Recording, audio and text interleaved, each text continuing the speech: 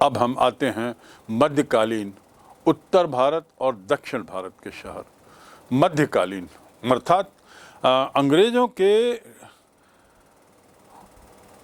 आने के प्रारंभिक वर्षों में 16वीं और 17वीं सदी में मुगलों के शासन में शहरों का विकास होता है। पहली बार शहर नए नए आते हैं। ये शहर जनसंख्या के केंद्र बन जाते हैं, विशाल भवन बनाते हैं मुगल लोग, शाही शान और शौकत में रहते हैं और समृद्धि का खुला प्रदर्शन करते हैं। आप मुगल काल के भवनों को देखिए, बड़े विशालकाय, बड़े कीमती, सौंदर्य से भरे हुए, परिपूर्ण और अपने पुराने कल्चर की, अपने पुराने संस्कृति की कला से लबरेज। मुगल काल में आगरा, दिल्ली, लाहौर ये सत्ता के मुख्य केंद्र थे। दिल्ली, बंबई और कलकत्ता नहीं। तो अर्थात दिल्ली, बंबई और कलकत्ता के व्यापारिक केंद्र बनने के पूर्व या महत्वपूर्ण केंद्र बनने के पूर्व आगरा, दिल्ली, लाहौर शाही प्रशासन, राजशाही सत्ता और अपनी शान शौकत, आलीशान भवनों के लिए महत्वपूर्ण केंद्र थे। इन सत्ता केंद्रों में निवास प्रतिष्ठा का मामला था। आज भी बहुत से ग्रामीणवासी, कस्बे के लोग शहर की ओर इसलिए आते हैं कि वहां आना और रहना एक प्रतिष्ठा का मुद्दा है, प्रतिष्ठा की बात है। तो अपने प्रतिष्ठा में वार्धक्य करने के उद्देश्य से कई लोग शहरों की ओर बढ़ते हैं। मुगल इतिहास का अध्ययन करते समय आपने निश्चित रूप से मनसबदार और जागीरदारों के बारे में पढ़ा होगा, जो एक तरीके से जमींदार ही थे, आधुनिक जमींदार। लेकिन हाँ, मनसबदार और जागीरदारों की एक जिम्मेदारी और होती थी, कुछ सैनिक क्षमता रखना अपने पास, ताकि जरूरत पड़ने पर वे अपने शासक को, अपने राजा को मदद कर सकें, सैन्य मदद दे सकें। इन्हें कहते थे मनसबदार और जागीरदार। इनको राज्य के विभिन्न भागों में अलग अलग जगहें दे दी गई थी।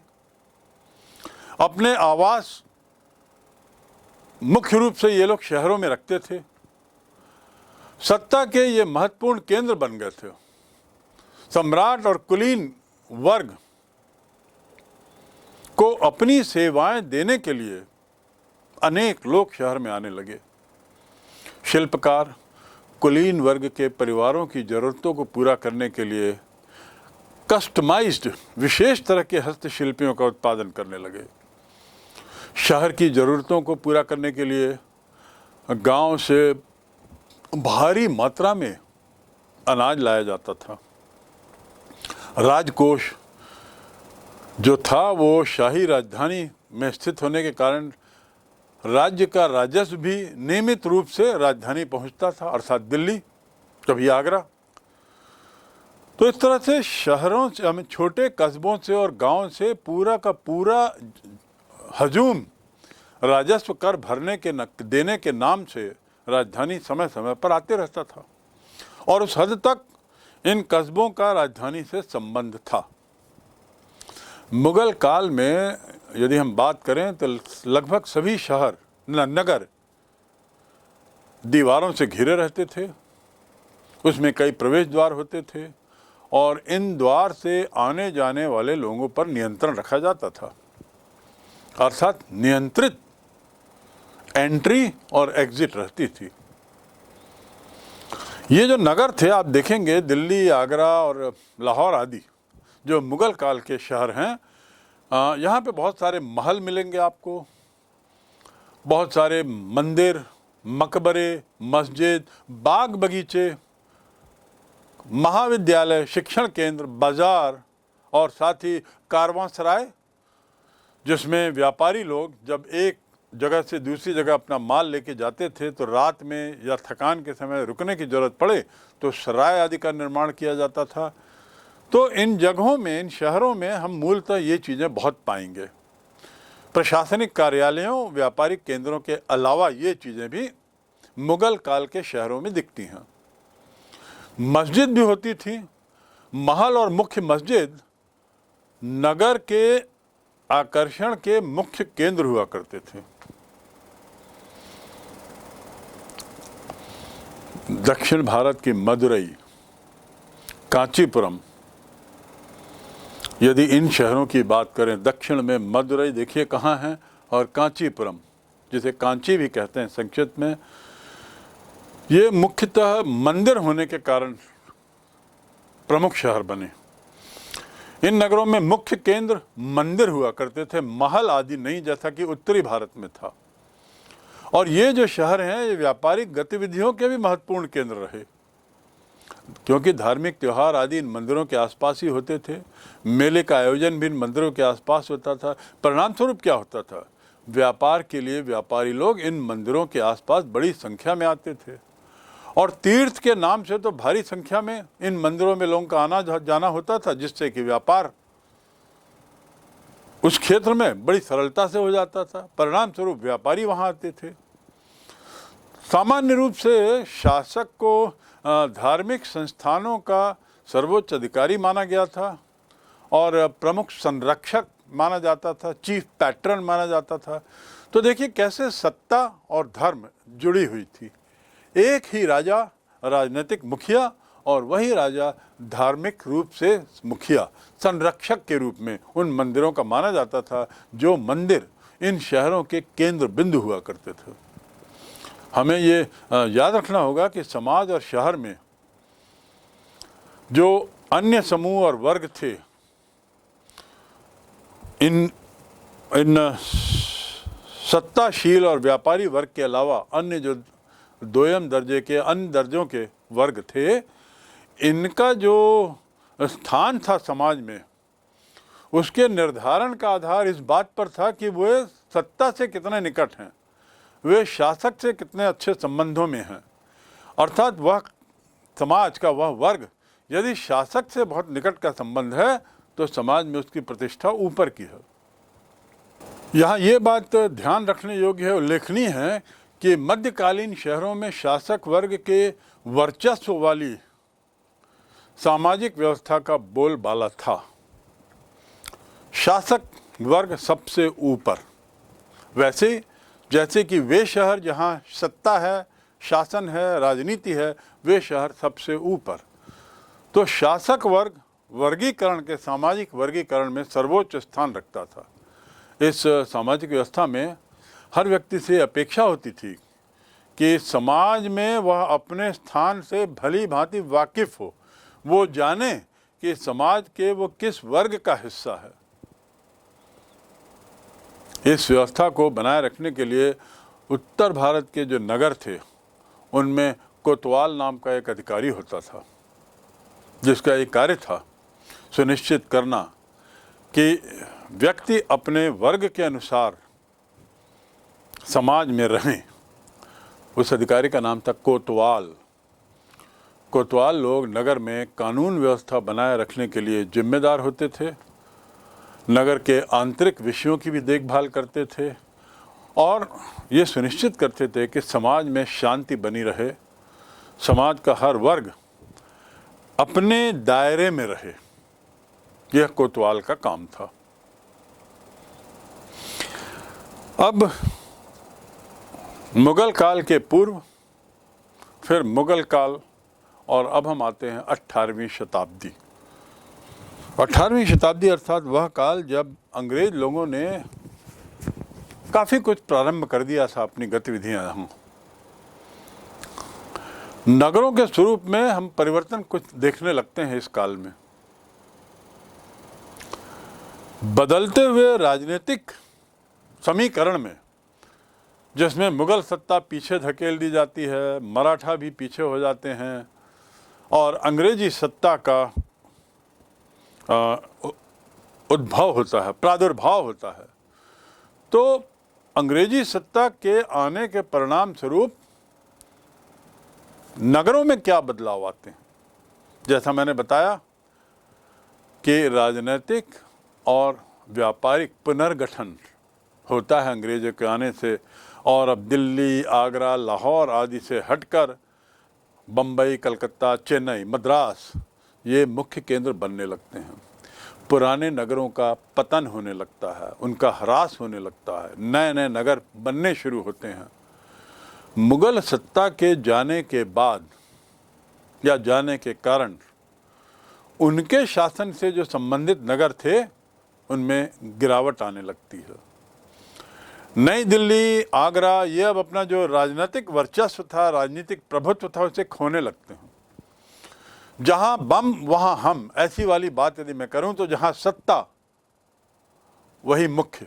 तो अब चूंकि सत्ता इन जगहों में नहीं थी, नई सत्ता जिसे हम अंग्रेजी सत्ता के रूप में कहेंगे, तो स्वाभाविक है ये नई जगहें अब ऐसा आकार लेने लगी कि इन्होंने पुराने शहरों को, पुराने राजनीतिक केंद्रों को कुछ हद तक, काफ़ी हद तक दबा दिया। दिल्ली, आगरा अपने राजनीतिक प्रभुत्व से वंचित होने लगे और इन नई क्षेत्रीय शक्तियों के विकास के फलस्वरूप अब क्या होता है? लखनऊ, हैदराबाद, श्रीरंगपट्टनम, पुणे, जिसे पूना कहते थे, नागपुर, बड़ौदा, तंजौर, ऐसे जो शहर थे, कस्बे थे, वे अब शहरों के रूप में, क्षेत्रीय राजधानियों के रूप में विकसित होते हैं। व्यापारी, प्रशासक, शिल्पकार, अन्य कार्य करने वाले लोग एवं संरक्षण की खोज में पुरानी मुगल सत्ता से दूर होते लोग अब इन शहरों में आकर बसने लगते हैं। जब ये लोग नए केंद्रों में जाने लगे, नई राजधानियों की ओर, तो नवीन क्षेत्रीय शक्तियां सामने आती हैं, नई। इनके बीच में अपने प्रभुत्व बनाने के प्रयास में कई बार संघर्ष होते हैं और संघर्ष के अर्थ झगड़े होते हैं, तनाव होता है। तो इन नवीन क्षेत्रीय शक्तियों के बीच के निरंतर होते हुए संघर्ष के कारण, निरंतर इसलिए क्योंकि एक सतत प्रक्रिया थी, इसके लिए कोई हम कालखंड नहीं बना सकते, ये चलती रही। जैसे जैसे विकास होता गया, विकास के साथ साथ ये भी घटनाएं होती गई। तो जो संघर्ष था उसके कारण राज्यों में एक नया वर्ग आता है, भाड़े के सैनिक। भाड़े के सैनिकों के लिए भी पर्याप्त रोजगार की गुंजाइश दिखी। आज जैसे आप देखेंगे जो वीआईपी लोग रहते हैं, गैर सरकारी, वे अपने साथ बाउंसर लेके चलते हैं। बाउंसर अर्थात शक्तिशाली व्यक्ति जो उनको घेरे रखता है, किसी भी तरह के हमले से या उनकी सुरक्षा करता है। जब वो लोग चलते हैं तो वीआईपी लोग, तो वो बाउंसर ही कहेंगे बल्कि इन लोगों को, जो भाड़े के सैनिक कहलाते हैं। तो ऐसे बहुत सारे भाड़े के सैनिक भी वहाँ पे आ गए और एक नया रोजगार का रास्ता खुला। इसी काल में कुछ स्थानीय विशिष्ट मुगल सत्ता से संबंधित अधिकारियों द्वारा कस्बे एवं गंज जैसी नवीन बस्तियों को बसाने की भी परंपरा चली। अर्थात ये प्रतिष्ठित लोग, समाज के उच्च वर्ग के लोग अब कुछ नए कस्बे प्रारंभ करने लगे, बसाहट शुरू की, नई क्षेत्रों में नई बस्तियां बनाई, जिसे वे कस्बा बोलते थे या गंज बोलते थे। गंज, छत्तीसगढ़ में आज भी बहुत से क्षेत्रों में गंज हैं। ये गंज इन प्रतिष्ठित व्यक्तियों द्वारा अपने महल के, अपने निवास के आसपास अपना प्रभुत्व बनाए दिखाने के लिए बनाया जाता था। और कई बार तो अधिकारी लोग भी ऐसे ही करते थे। ये याद रखना होगा पुनः कि राजनीतिक विकेंद्रीकरण जब हो रहा था, इस विकास की धारा में जब बदलाव बहुत सारे आ रहे थे, तो जो विकेंद्रीकरण हो रहा था वो सब जगह एक जैसा नहीं था। कहीं ज़्यादा हुआ, कहीं कम हुआ, कहीं होते होते दब गया और कहीं ना होते होते अचानक वो प्रस्फुटित होता है। क्या? राजनीतिक सत्ता का प्रादुर्भाव। यदि कुछ स्थानों पर नवीन रूपों में आर्थिक गतिविधि का विकास हुआ, तो कुछ स्थानों पर युद्ध, लूटपाट और राजनीतिक अराजकता, बढ़ती राजनीतिक अराजकता, उसके कारण आर्थिक पतन होने लगा। तो कुछ स्थान बढ़े, विकसित हुए, जबकि कुछ अन्य स्थान इन सब घटनाओं के कारण, जिसमें युद्ध हो या लूटपाट हो या राजनीतिक सत्ता की अनिश्चितता हो, उनके व्यवहार की कठोरता हो, वे स्थान आर्थिक रूप से पिछड़ गए। यह बात आज भी सच है। 1947 के बाद के भारत को यदि आप देखें तो स्वतंत्रता के समय जो राज्य आर्थिक सत्ता के रूप में जाने जाते थे, आज उनमें से बहुत से राज्य दरकिनार हो गए हैं, आर्थिक क्षेत्र में बड़े पिछड़े हो गए हैं, और कुछ नए राज्य नए आर्थिक केंद्रों के रूप में सामने आए हैं देश के। उसी प्रकार राजनीतिक स्तर पर भी हम देखते हैं कि ऐसे कुछ शहर जो राजनीतिक रूप से किसी समय जिनका बोलबाला था, जिनकी तूती बोलती थी, क्योंकि वे शहर राजनीतिक सत्ता के केंद्र थे, राजनीतिक गतिविधियों के केंद्र थे, अब वे शहर पीछे की ओर चले गए हैं और पृष्ठभूमि में चले गए हैं और नए शहरों ने जन्म लिया है, नए शहर सामने आए हैं जो नए भारत के राजनीतिक केंद्र बन के उभर रहे हैं। व्यापार तंत्रों में होने वाले परिवर्तनों ने भी शहरी केंद्रों के विकास को काफ़ी प्रभावित किया।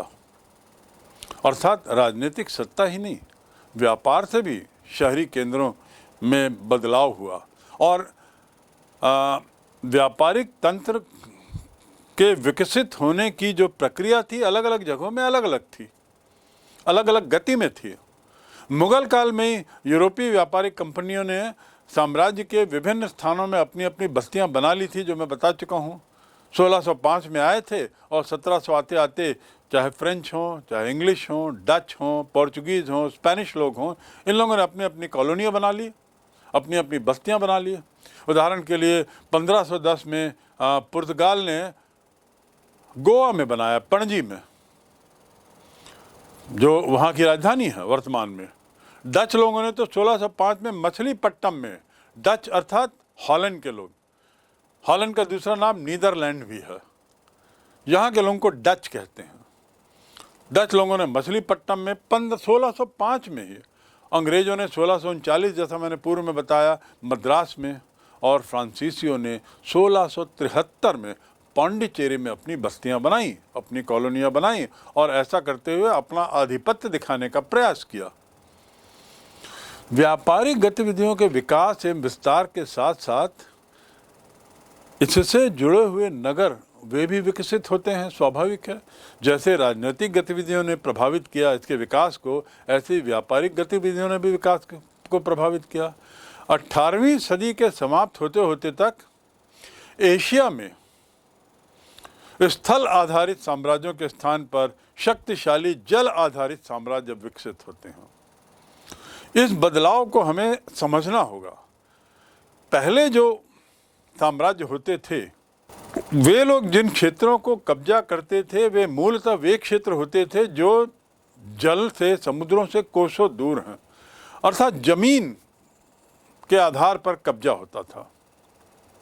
अब समय बदला और चूंकि व्यापार का मुख्य माध्यम, मुख्य जरिया जहाज थे, अब इस काल में केवल जहाज और पानी जहाज ही व्यापार का जरिया बने, तो फिर ऐसे क्षेत्रों पर उपनिवेश स्थापित करने का प्रयास हुआ जो समुद्री तटों पर हों, समुद्री किनारों से जुड़े हों, समुद्र से कनेक्टेड हों। और इसीलिए आप देखेंगे पणजी, मछलीपट्टनम, मद्रास, ये सब, पांडिचेरी, ये सब समुद्री किनारों पर हैं। तो पुनः दोहरा दूं कि व्यापारिक गतिविधियों के विकास एवं विस्तार के साथ साथ नगरों का विकास होता है और स्थल आधारित साम्राज्य के बदले अब जल आधारित साम्राज्यों का विकास होना शुरू होता है। इस प्रकार अब हम देखते हैं कि समाज के स्वरूप का निर्माण अब कृषि के आधार पर नहीं, स्थानीय कृषि और पशुपालन के आधार पर नहीं, या कस्बों में रहने वाले कार्यालय अधिकारी और उस वर्ग के लोगों के आधार पर नहीं, बल्कि अब समाज का स्वरूप के निर्धारण का आधार अंतर्राष्ट्रीय व्यापार, वाणिज्यवाद, कमर्शियलिज्म और पूंजीवादी शक्तियां, कैपिटल, पैसा जिसके पास है, उनके द्वारा अब समाज के स्वरूप का निर्धारण होने लगा। अर्थात पैसे की तूती बोलती है, पैसा ही सब कुछ होने लगता है। पहले शासन था, पहले सत्ता सब कुछ थी, पावर सब कुछ था, और पावर का अर्थ था राजनीतिक सत्ता। अब पावर का अर्थ हो गया आर्थिक सत्ता, धन शक्ति। तो इस प्रकार अंतर्राष्ट्रीय व्यापार, वाणिज्यवाद और पूंजीवादी शक्तियों द्वारा अब समाज के नए स्वरूप का निर्धारण होता है। किस प्रकार देखिए समाज भी बदल रहा है, इसका एक चित्र यहाँ पे खींचने की कोशिश की गई है। 18वीं सदी के बीच के आते आते एक नया घटनाक्रम सामने आता है, एक नया चरण विकसित होता है परिवर्तन का। और इस काल में 17वीं सदी में जो विकसित हुए थे सूरत, मछलीपट्टनम और ढाका, जो 17वीं सदी में अर्थात मुगल काल के पतन के दौरान महत्वपूर्ण व्यापारिक केंद्र थे, वे अब स्वयं में गर्त की ओर जाने लगे, वे अब स्वयं पतन की ओर बढ़ने लगे तथा व्यापारिक गतिविधियां और अन्य तरह की गतिविधियां, अब आर्थिक गतिविधियां अब अन्य शहरों में जाने लगीं, अन्य शहरों में केंद्रित होने लगी। आपने प्लाची के युद्ध के बारे में पढ़ा होगा और उसकी महत्ता को भी अब समझा होगा। ये युद्ध तो नहीं था, मेयर स्कर्मिश था, केवल स्कर्मिश। स्कर्मिश मतलब एक छोटा मोटी लड़ाई, बैटल भी नहीं था, क्योंकि कोई ज़्यादा खून खराबा हुआ नहीं। लेकिन इस तथाकथित दिखने वाली, ऊपर से दिखने वाली छोटी सी घटना ने भारत के इतिहास को बदल दिया। अंग्रेज व्यापारी अब अंग्रेज शासक बन गए थे, या शासक बनने की प्रक्रिया में ये उनका पहला पड़ाव था। तो 1757 में प्लाची के युद्ध ने बंगाल में अंग्रेजों की सर्वोच्चता को निश्चित रूप से स्थापित कर दिया। और बंगाल में जिस अंग्रेजी सत्ता के स्थापना की शुरुआत होती है, वह ठीक 100 वर्ष बाद आते आते 1857 में पूरे भारत में उनके शासन का बोलबाला रहता है। इसके परिणाम स्वरूप क्या होता है, ब्रिटिश ईस्ट इंडिया कंपनी के अधिकार क्षेत्रों में काफ़ी वृद्धि होती है। 1757 के प्लाची के युद्ध के बाद राजनीतिक नियंत्रण भी उनके हाथ में आ जाता है पहली बार, और कंपनी का व्यापार तो निश्चित रूप से बढ़ेगा ही, क्योंकि अब राजनीतिक नियंत्रण सत्ता अब उनके हाथ में थी, तो व्यापार भी उनके नियंत्रण में था। मैंने जैसा एक बताया उदाहरण कि तलवार से अब युद्ध, तलवार से ही अब व्यापार होता है। तलवार के मायने सत्ता, तो जब सत्ता आई तो व्यापार में वृद्धि हुई, और मद्रास, कलकत्ता, बम्बई ऐसे जो नए शहर आने लगे औपनिवेशिक बंदरगाह के रूप में, ये बड़ी तेजी से आर्थिक राजधानियों के रूप में अपने बदलाव को देखते हैं। बंदरगाही शहर हैं ये, और बंदरगाह क्यों? क्योंकि जल साम्राज्य अब ज़्यादा महत्वपूर्ण हो गया, थल साम्राज्य नहीं। तो इसलिए बंदरगाही शहर अब आर्थिक सत्ता के केंद्र बनते हैं, और इस प्रकार इन नगरों का बहुत तीव्र रूप से आर्थिक राजधानियों के रूप में हम विकास देखते हैं। शीघ्र ही, जल्दी ही ये नगर औपनिवेशिक सत्ता और प्रशासन के केंद्र भी बन जाते हैं, और इन औपनिवेशिक शहरों के प्रति लोगों का आकर्षण लोगों को गांव से, कस्बों से, अन्य छोटे शहरों से अपनी ओर खींचता है। इतना कि 1800 आते आते तक ये जनसंख्या की दृष्टि से भारत के विशालतम शहर बन जाते हैं, मात्र 100 वर्षों में। क्योंकि राजनीतिक सत्ता भी वहीं थी, आर्थिक सत्ता भी वहीं थी, और औपनिवेशिक शहर होने के नाते व्यापारिक केंद्र भी वही हो गए थे, बंदरगाह भी वही थे। तो सब कुछ अब वहीं केंद्रित हो जाता है, काफ़ी कुछ। इसलिए स्वाभाविक है इनके विकसित होने के पर्याप्त कारण थे, और इसी कारण 1800 आते आते विशालतम शहर, विशालतम नगर